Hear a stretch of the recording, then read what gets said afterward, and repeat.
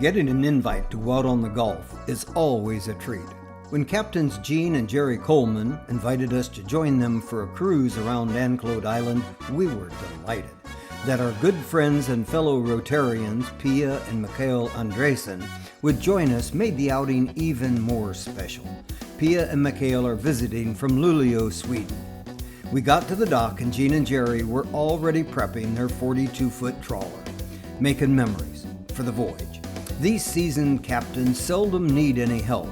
After their 8,000-mile loop trip, they have their system down pat. Once the captains had everything set and Jean cast off the lines, Jerry eased us out from the dock and we headed down the Anclote, headed to the Gulf. As we slid past Anclote Key Park, the beautiful blue waters of the Intercoastal and the Gulf came into view.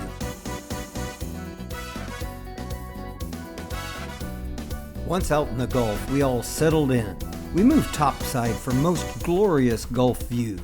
Jean brought out some snacks, and we marveled at the beauty of it all. Even Captain Jerry had time for a snack or two. Meanwhile, Jean and Mikael moved to the bow for some Gulf breeze.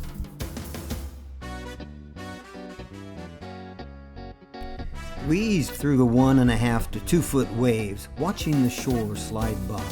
The waves were mesmerizing, and we grew quiet just watching. Ever inquisitive, Pia took a few moments to question Jerry about the boat's operation.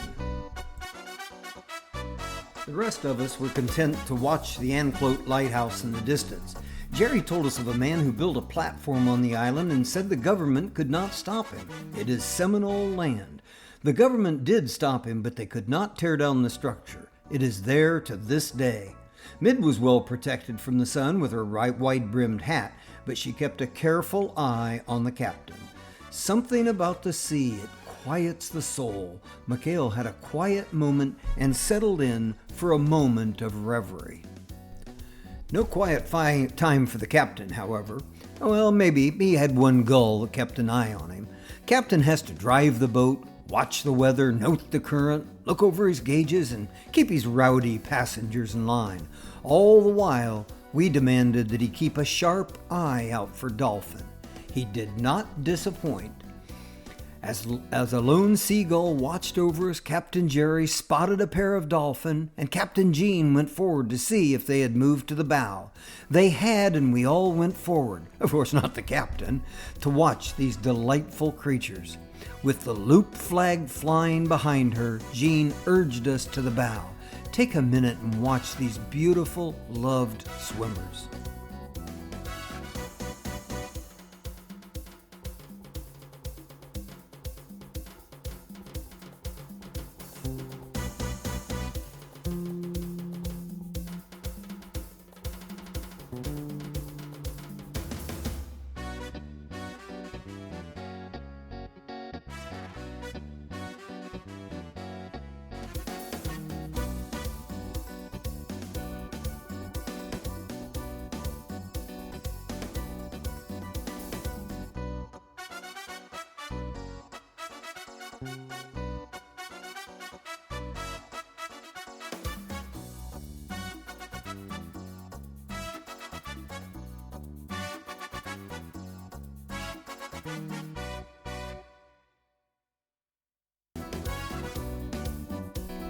But alas, all good things come to an end.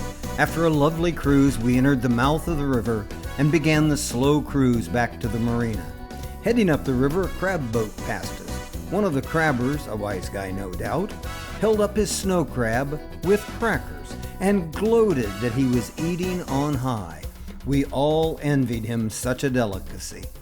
The Anclote here is in line with large, gracious homes. They enjoy a water spectacular every day as spongers, crabbers, fishermen, and recreational cruisers pass their property. As we entered the channel to dock, Jean gave us our marching orders to catch the lines. So, like now good and experienced sailors, we did just that. Jerry eased the boat back into the dock to cheers from the crew. The Swedes appeared to have enjoyed their cruise immensely, and all of us appreciated Captains Jean and Jerry for great seamanship and even greater friendship.